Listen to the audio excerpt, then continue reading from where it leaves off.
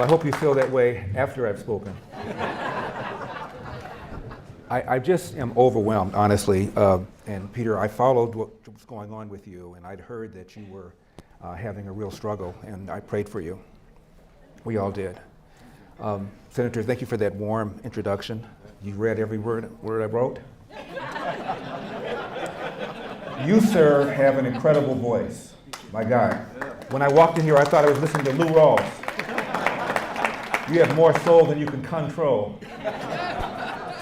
Thank you both for being here. Mr. Hernandez, looking good.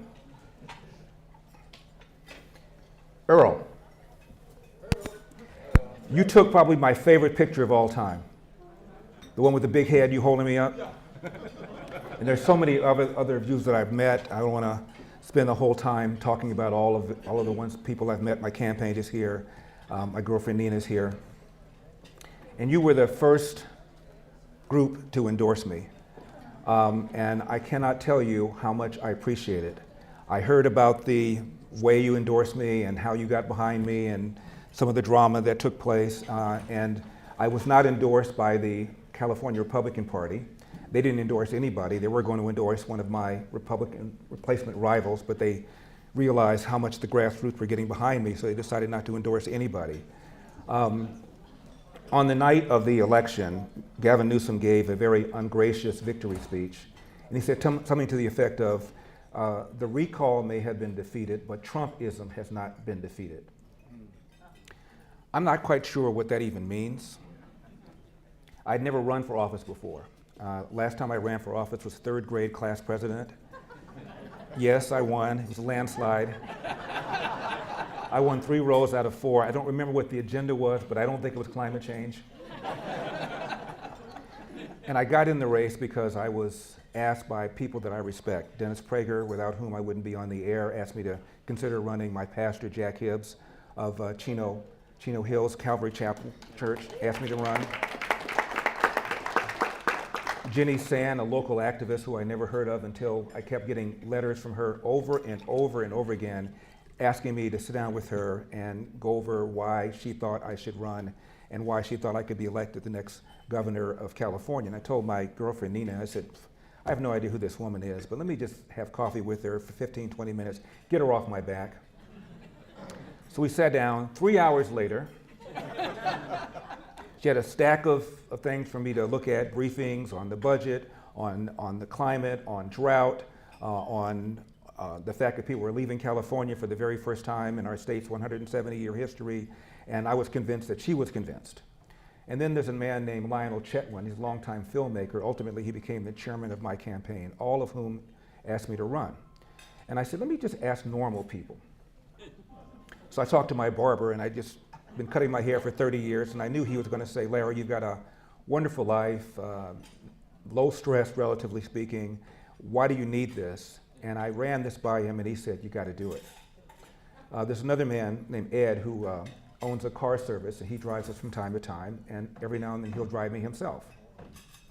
And again, I just knew Ed was going to say, why do you need this? Your life is great. Everything is fine. You're not going to have your personal life picked over by people who don't like you. And I mentioned to him that people want me to run, and he almost wrecked the car, and he said, you've got to do it. He not only said, you've got to do it, he said, do it and save us. And began talking about the taxes and the regulations and all the things that are burdening him, AB 5 and all the other ridiculous laws, policies that have been pushed by the left. We've got, as you know, a supermajority in the Senate, a supermajority of Democrats in the Assembly, and they don't even need Republicans to show up to do anything to pass one job-killing bill after another, after another, after another. So little by little, I said to myself, if not you, who? If not now, when? And I decided to do it, and I was in it to win it. I got in relatively late, around the same time that Arnold Schwarzenegger got into the race back in 2003. I wasn't trying to be strategic. I just didn't know that I wanted to do it. But as I said, little by little, I began to feel that I had to. 2003, when Gray Davis was recalled and Gavin Newsom was, Arnold Schwarzenegger was elected. Since then, until now, the electoral map is dramatically different. There are now 5% more registered Democrats. There are 50% more registered independents, and even the New York Times said independents in California vote Democrat. There were 33% fewer registered Republicans. And still, on the replacement side, we got about the same percentage of vote, 49%, as did Arnold Schwarzenegger. We got more votes than all the other major Republican replacement candidates combined. There are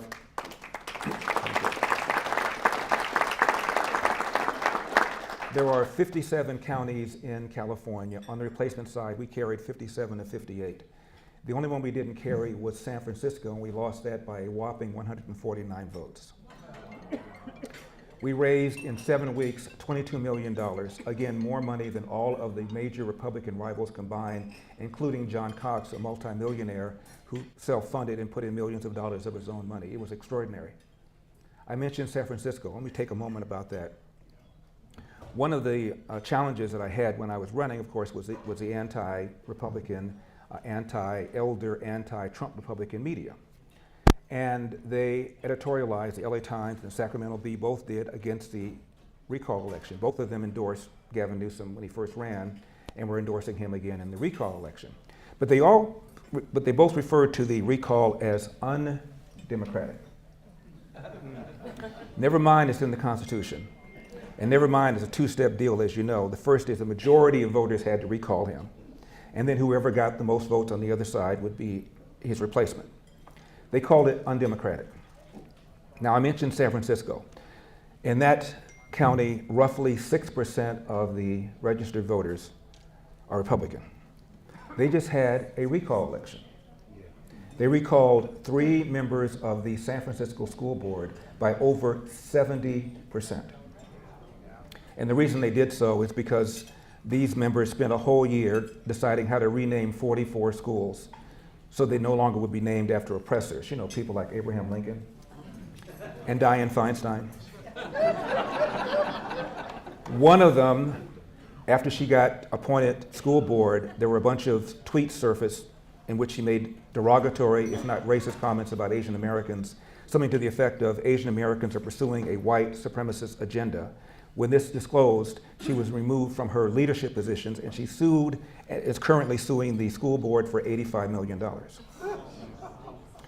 The other big decision they made was to abolish the emissions systems for Lowell High School. Lowell High School is arguably the finest public high school. I said public, normally I say government. Our finest government high school in California. They've always had an emissions test, and as a result, roughly 60 to 70% of the student body is Asian American. Well, that is insufficiently diverse for the school board, so they went to a lottery system, and it ticked off so many of the voters, many of whom were Asian Americans, that these 3 people were recalled. I don't recall a single editorial in the San Francisco Chronicle, in the Sacramento Bee, or in the LA Times referring to that recall as undemocratic, even though the 3 school board members who were recalled are going to be replaced by the mayor of San Francisco, who, by the way, appointed one of the 3 in the first place. So a recall election for these left-wing school board people by left-wing voters to be replaced by the mayor is not undemocratic, but a recall election of a governor, a majority of voters had to recall him, and then the person who got the highest number of votes to replace him would be the new governor. That's undemocratic. This is how hypocritical these people are. I was called by a writer for the LA Times the black face of white supremacy. Don't laugh, I worked hard for that title. And a Latina columnist referred to my views as white supremacists. I was campaigning all up and down the state, and I was asked repeatedly, do I believe the 2020 election was stolen? I said, I'm here to talk about crime. In major areas in LA, San Francisco, San Diego, crime is up almost 40%, violent crime, shootings, homicides. And the disproportionate victims of these increased shootings and homicides are the very black and brown people that people on the left, like Gavin Newsom, claim they care about. Gavin Newsom oversaw the release of some 20,000 convicted felons early. Many of them were violent offenders. What could possibly go wrong? I was asked about the 2020 election. I said, I'm here to talk about homelessness. Out of 13% of the population, California has roughly 50% of the homeless population in the nation, depending upon the survey you read, and it's only getting worse. What do you think about the 2020 election? I said, I'm here to talk about the way Gavin Newsom shut down this state in a more draconian way than did any of the other 49 governors, to the point where a third of all restaurants now in California are gone forever. My father used to run a small restaurant in the Pico Union area. Had he been around when this happened, my father would have been bankrupt. Kids were denied a whole year of in-person education in our government schools. Before the pandemic, 75% of black boy third graders could not read at state proficiency levels, and the math scores are not much worse. And those proficiency levels, by the way, are lowered all the time so they can meet them. 50% of third graders in California, all third graders, could not read at state levels of proficiency before the pandemic. Again, math scores no better. 80% of the kids in our government schools in California are black and brown, the very people that people like Gavin Newsom pride themselves on caring about. He was sitting up there, as you know, at the French Laundry restaurant, eating with the various lobbyists and advisors who drafted the mandates that they were violating by not wearing masks, not engaging in social distancing. His own kids were enjoying in-person private education. That's what I'm here to talk about. Yeah, but do you think the 2020 election was stolen? I said I'm here to talk about the fact that for the first time in our nation's and our state's 170-year history, Californians are leaving. There's a magazine called CEO Magazine. It's been around 17 years, and for 17 consecutive years, California has been determined to be the worst state in which to do business, based upon taxes, based upon spending, based upon regulations, based upon unfunded pension liabilities, based upon whether or not there's a friendly or an anti-friendly business atmosphere. California, worst in the nation for 17 consecutive years. By the way, Texas, number one. Yeah, but do you think the 2020 election was stolen? I am here to talk about the fact that we are running out of water. There's a desert country in the Middle East known as Israel. Because of desalination, they have now become water self-sufficient. I said they've got a little body of water next to them called the Mediterranean. We have a little body of water next to us called the Pacific Ocean. We can't figure this out. And I talked about, of course, bad forest management. They want to blame it on climate change. Gavin Newsom bragged that he had cleared away 90,000 acres of fallen trees and dry vegetation. Jerry Brown, outgoing governor, left a plan to clear 500,000 acres. Even if Gavin Newsom had been accurate about the 90,000 acres he claims he cleared away, even the LA Times said he exaggerated/lied by a factor of 7. Yeah, but do you think the 2020 election was stolen? So finally I said this. Please do me a favor and ask my opponent, Gavin Newsom, if he thinks 2016 was stolen. And I had this deer in the headlight look. And I said, may I explain? There was a 1,000-page Senate report on the 2016 election. There has not been one for the 2020 election, by the way. And the Senate found two major takeaways. Takeaway number one, despite their efforts, the Russians failed to change a single vote tally. They tried. They failed to change a single vote tally. There's a YouGov poll, respected, 66% of Democrats believe the Russians, quote, changed vote tallies, close quote, in 2016 to get Donald Trump elected. Talk about a gap between what really happened and what they think happened. The second major finding is we don't know whether or not the Russian interference changed the outcome of the election. You'd have to have a world where there was no interference and a world where there was interference to find out the difference. And you can't do that. They took out ads in Facebook. Sometimes they were pro-Trump ads, sometimes they were anti-Trump ads, sometimes they were pro-Black Lives Matter ads, sometimes they were anti-Black Lives Matter ads. They were just trying to stir up trouble. We don't know whether or not it changed the outcome of the election, they said. Gallup poll, 78% of Democrats believe the Russian interference, quote, changed the outcome of the election, close quote. In other words, a greater percentage of Democrats believe 2016 was stolen than Republicans who feel the same way about 2020.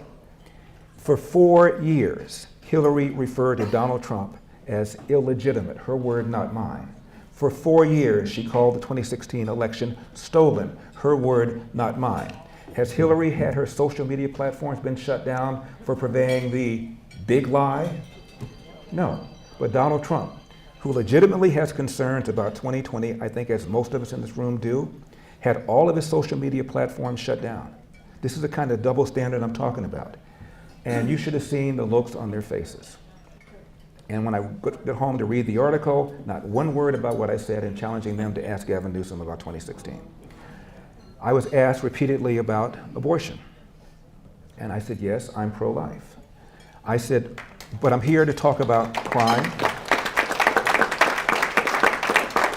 I'm here to talk about crime. I'm here to talk about homelessness. I'm here to talk about the way this state has been shut down in a way. Yeah, but what do you think about abortion? And I said, will you please ask my opponent, at what point does he believe a pregnancy has gone so far that it should be illegal, that it's murder? At what point? Deer in the headline look. Never occurred to them to ask that question. This is the kind of double standard that I put up with the whole time that I was running. It was an extraordinary race, extraordinary campaign, and the crime has only gotten worse. After he survived the recall, a lot of people felt he was going to be emboldened, and he was. I think it was the next day he signed a bill to mandate ethnic studies be taught in high schools.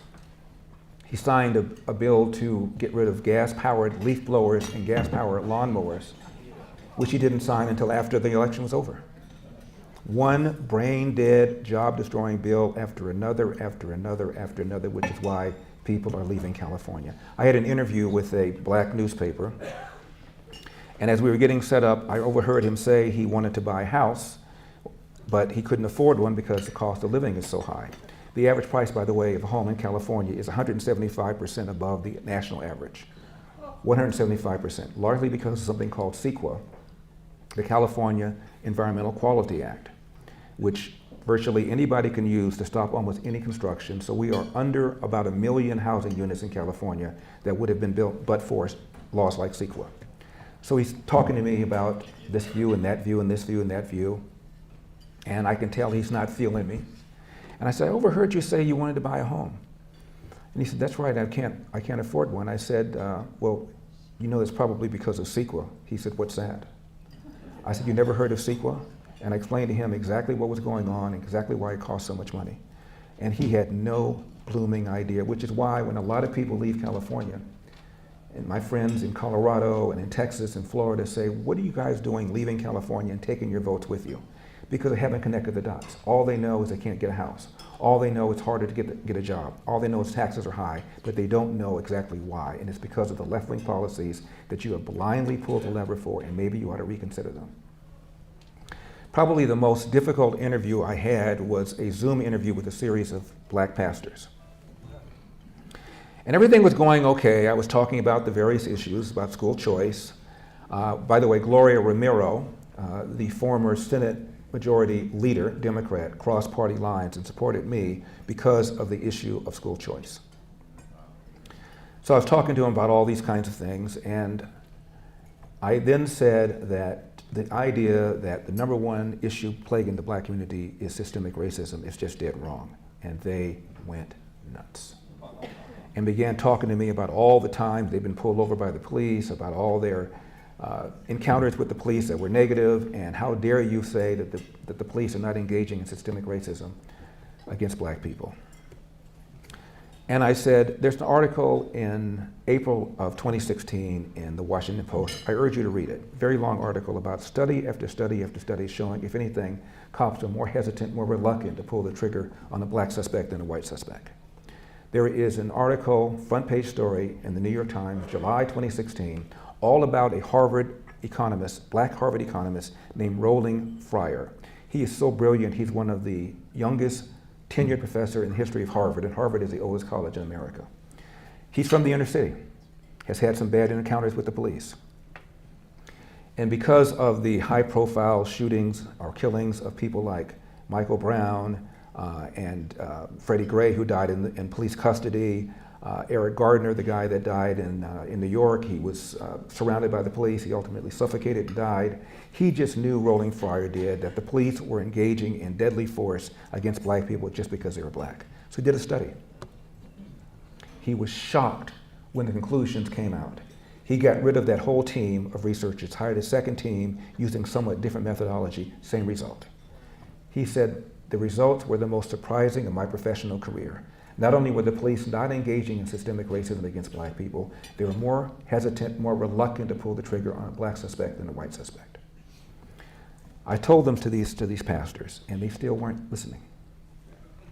And I said, all right, do me a favor, let's do a little mind experiment. Get out your magic wand, wave it over America.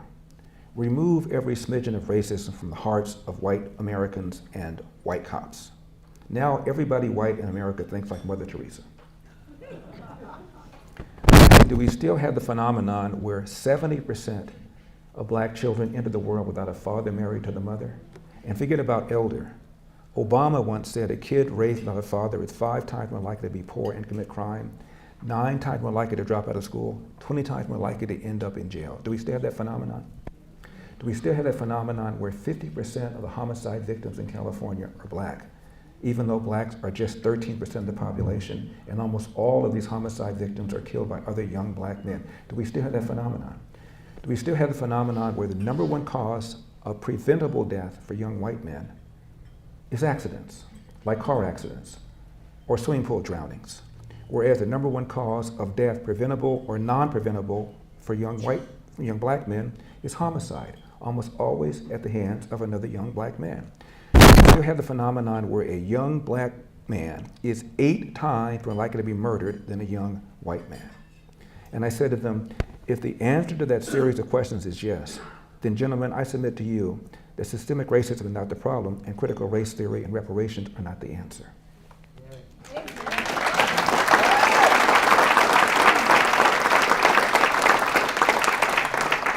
They didn't applaud.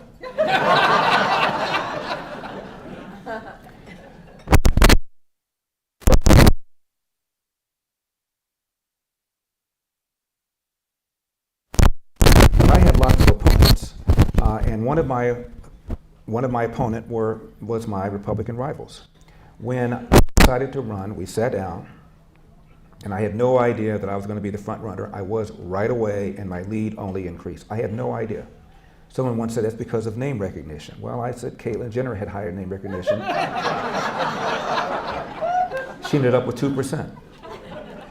And I said, we're not going to say anything negative whatsoever about any of my Republican replacement rivals, because the whole point is to at least get 50% plus 1 to vote to recall Gavin Newsom, and then we can settle it out on the other end. It made 0 sense to get into what I called a circular firing squad against other Republicans. So I refused. And my first extensive interview was with a guy named Alex Michelson of Fox 11. And the interview was going reasonably well until he said, I'm going to play a lightning round. I'm going to give you a name and you can respond to it. John Cox. I said, sorry, I'm not playing. I said, what you want me to do is to say some demeaning things about Republican rivals that will give Gavin Newsom video to use in an attack ad against me. I'm not doing it. And throughout the campaign, every time I had an opportunity to take a shot at somebody, I refused. I would love to say that the Republican rivals felt the same way about me, but they didn't. From time to time, something would come up and I would be attacked by one of the Republican rivals. I was called anti-woman based on an article that I wrote 20-some years ago. It was called The She Issues. She stands for Social Security, Healthcare, and Education. And it turned out, based upon a survey, women care more about Social Security, healthcare, and education than do men. During a debate, a Republican debate, and I went to none of them, and every time they had a debate, the polls showed that my lead increased. So I think I made the right decision.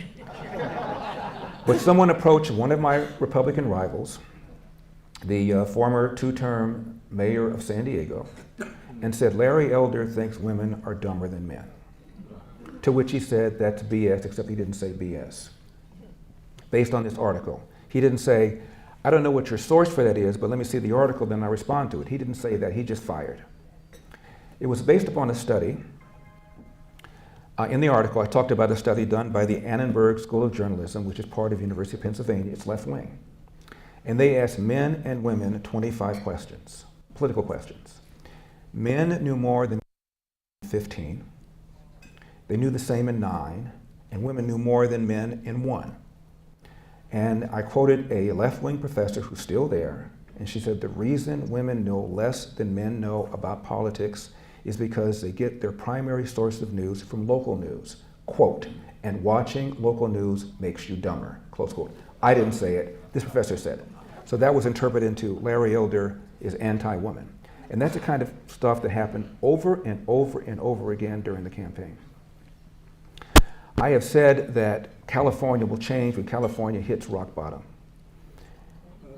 Recently, there was a survey of 10 issues: crime, homelessness, the economy, fire management, the budget, drought, COVID-19 response. And Gavin Newsom was underwater on every single issue except for one. And the only one he wasn't underwater on was climate change. And he was above water on that one by 1 point. Every single issue I mentioned: schools, underwater; homelessness, dramatically underwater; crime, dramatically underwater. Every single issue. And his popularity is now at 48%. Now, before we began to say there's blood in the water, we can take this guy down in November, you should understand that on September 14, the day of the recall, his popularity was 50%. So it's just 2 points less than that. And he still won the recall by 24 points as he won the initial election by 24 points. He did, however, have to spend 50% more money this time. He spent about $9 per voter. He spent $6 per voter in order to get elected. How did he survive? In comes Obama to cut a commercial for him. And he said, stop the Republican takeover. Elizabeth Warren cut a commercial for him. Stop Republican takeover. Bernie Sanders cut a commercial. Stop Republican takeover. Joe Biden flew in, campaigned with him, and referred to Larry Elder as more Trump than Trump, whatever that means. All they said was stop Republican takeover. You know what they didn't say?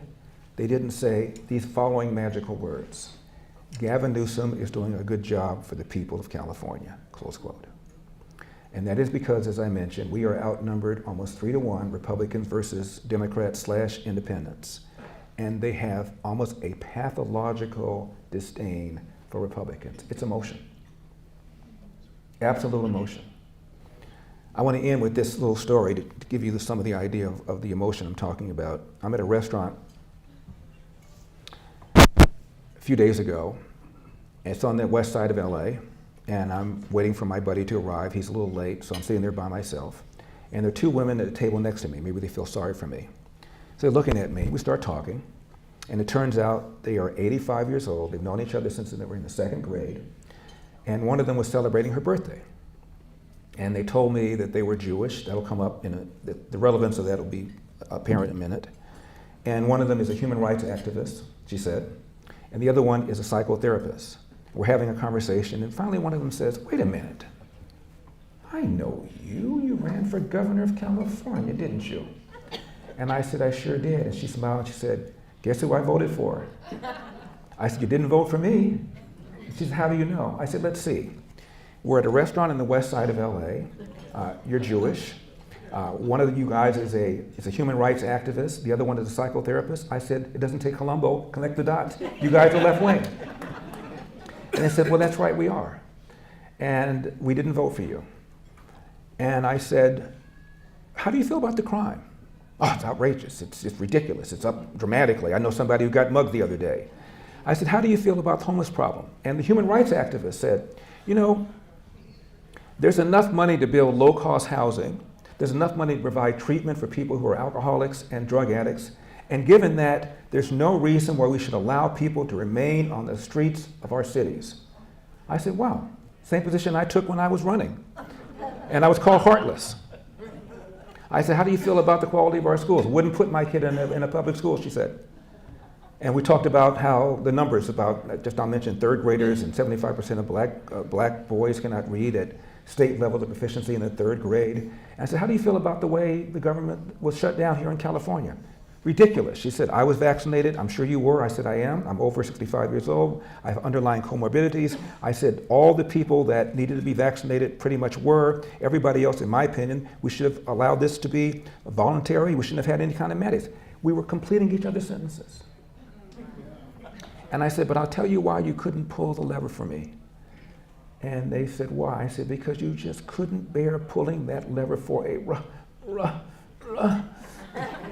Republican. And they said, you're right. What are you drinking? So they bought my drinks, they bought my lobster dinner. So for one evening, Trumpism was set aside for a moment. So I have a little bit of hope here in California. Thank you so much for having me. May God bless you, and may God continue to bless our great state. We've got a state to save. I understand there's a little bit of Q&A. Does anybody want to ask me anything? We have 15 minutes. Maybe? I think it's going to be more like 5 minutes. More like 5 minutes? Because I spoke too long? Okay. Right. Larry, will you run again, and when, and for what? Wow. Larry, will you run again, and when, and for what? Well, what I've done is I set up a political action committee. It's called Elder for America. We had a little bit of money left over from the campaign, and I'm going to use that money to help us take back the House, take back the Senate, campaign in favor of school choice, campaign to get rid of critical race theory, and campaign to get rid of these soft on crime DAs. Thank you. I enjoyed running way more than I thought I would, although Nina was better at it than I was. And I missed talk radio a lot less than I thought I would. I do want to run for something else. I'm not quite sure what that is, but I now feel that I want to serve, and I can serve, and I'm pretty good at running, and so I'm going to run for something else. I'm not going to run again against him in November, though. Yes? Are you going to support the candidate that we will endorse today? Am I going to vote for Gavin Newsom? Please. I would support Charlie Manson over Gavin Newsom, and Charlie Manson is dead. So I can't say I'm going to do that today, but I certainly am not going to vote for Gavin Newsom. And by the way, when I was running, I was often introduced on television as a Trump Republican. That's my last thing I'll say. Michael Schmerkanish is a talk show host on CNN. He's one of the more reasonable ones. He used to be a conservative, became an independent, now he's a liberal. Most people do it the other way around. And he introduced me when he interviewed me on CNN as Trump Republican Larry Elder is blah, blah, blah, blah, blah, running. And I said to him on TV, I said, why are you calling me a Trump Republican? Why don't you call me a Mitt Romney Republican? Or a John McCain Republican? Or a George W. Bush Republican? I am a Republican, and I voted for the Republican nominee. Did you want me to vote for Hillary? You want me to vote for Bernie Sanders? For Joe Biden? Are you kidding me? And later on, in another interview, he apologized. I said, the reason you're doing that is because that you know the only person less popular than Trump in California is Charlie Manson. And I said, it's not fair. You're not referring to my opponent as a Biden Democrat or a Hillary Democrat, but I'm a Trump Republican. And by the way, I took one photograph with Donald Trump to my knowledge, and I saw that photograph over and over and over and over again in the ads. I could actually count the wrinkles on my fingers. It was up like this. Both of us had our thumbs up, and they showed that picture over and over and over again. And I said, am I supposed to be embarrassed to have voted for Donald Trump? Lowest black unemployment in history, lowest Hispanic unemployment in history, lowest Asian American unemployment in history. He pardoned Jack Johnson, the first black heavyweight champion, who was prosecuted and convicted of violating the Mann Act, which meant he brought women across state lines for illicit purposes. It was a bogus prosecution. There was a 15-year campaign to have him pardoned by Ken Burns, a left-wing documentarian, and Sylvester Stallone. They asked they asked Barack Obama to pardon him. He didn't do it. They asked George W. Bush to pardon him. He didn't do it. Trump did. Trump did true prison reform. By the time Trump left office, some 5,000 to 6,000 black men had their sentences reduced an average of 70 months. He put historically black colleges under permanent funding for almost 10 years. He supported school choice. He supported strong borders. Why are strong borders relevant? Because most of the illegal aliens who come here are unskilled with less than high school education, and they compete for people in America with high school or less education, a large percentage of whom are black and brown people living in the inner city. So what Donald Trump did to secure the borders had a disproportionate benefit for black and brown people who lose an average of between $1,800 to $2,000 a year because of the availability of illegal alien work. I said, if you want me to apologize for having supported Donald Trump, I'm not, but you ought to apologize for supporting Joe Biden. Again, nobody applauded on that one either. Thank you so much for having me. God bless you.